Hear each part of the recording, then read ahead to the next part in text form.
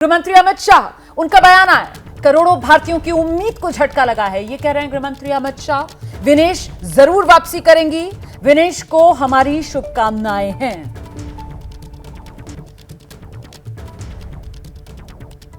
तो उम्मीद है विनेश मजबूती से वापसी करेंगी, ये कह रहे हैं अमित शाह।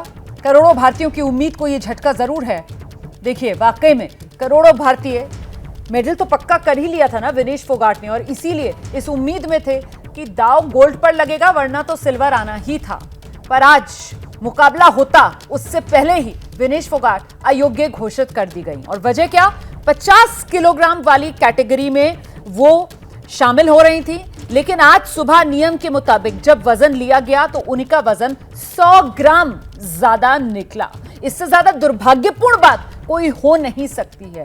ऐसे में अब क्या विजय लोकपल्ली सर, सवाल अब यही है कि अब क्या आप विनेश से उम्मीद करते हैं कि आज से 4 साल बाद लॉस एंजलिस में इसी फॉर्म में उतरेंगी, तो वो उनके पास क्या इतना मोटिवेशन होगा कि फिर वापस कुश्ती के मैट पे जाएं? क्योंकि एशिया में तो बहुत नाम है उनका, इतने सारे उन्होंने अवार्ड जीते हुए, टाइटल्स जीते हैं।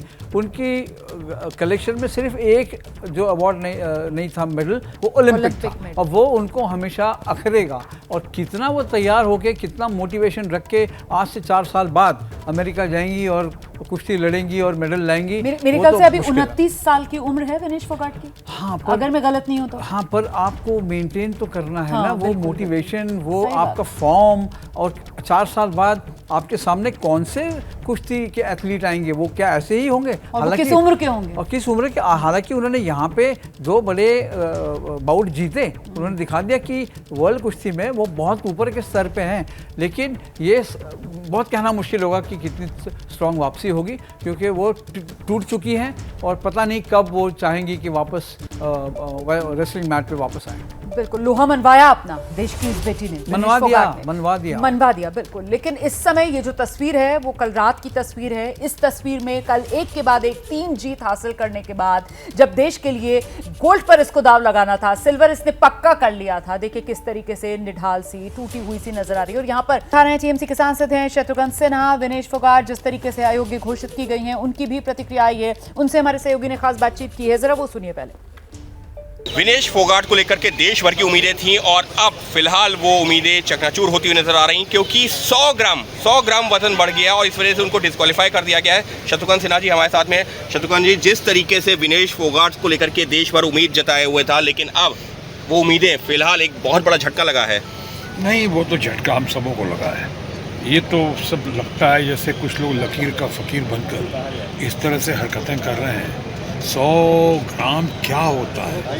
ये तो पीटी उषा की याद दिला दी, जब 400 मीटर्स की रेस में वो 1/100th ऑफ अ सेकंड से 1/100 सेकंड से जी वो चौथी रह गई थी, और उनको वो तगमा नहीं मिला था, उनको ब्रॉन्ज नहीं मिला था।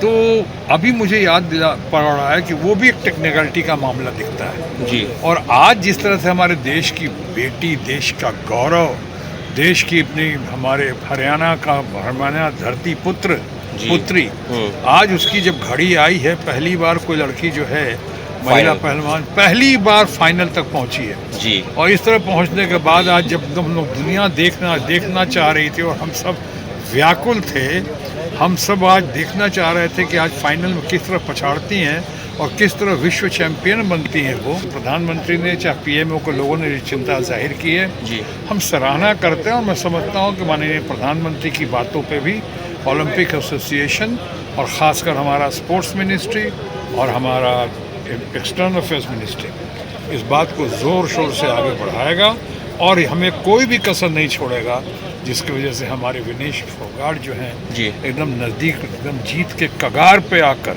विश्व चैंपियन बनने के कगार पे आके कहीं पीछे रह जाए। तो ये प्रतिक्रियाएं लगातार आ रही हैं। कुल मिलाकर खबर इस वक्त बड़ी यही है कि ओलंपिक्स में अयोग्य विनेश फोगाट को घोषित कर दिया गया है, विनेश आउट। लेकिन अब जो सवाल खड़ा हो गया है वो साजिश को लेकर है, साजिश का डाउट।